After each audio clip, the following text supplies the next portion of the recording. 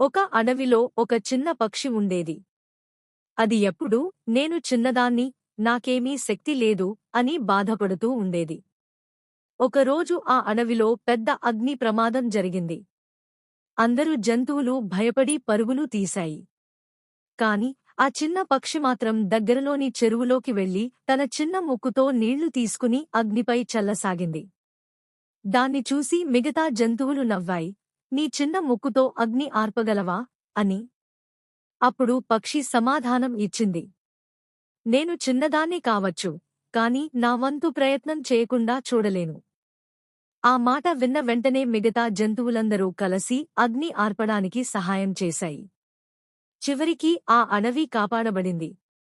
నీతి: ఎంత చిన్నవాడైనా మన వంతు ప్రయత్నం చేస్తే పెద్ద మార్పు తేవచ్చు.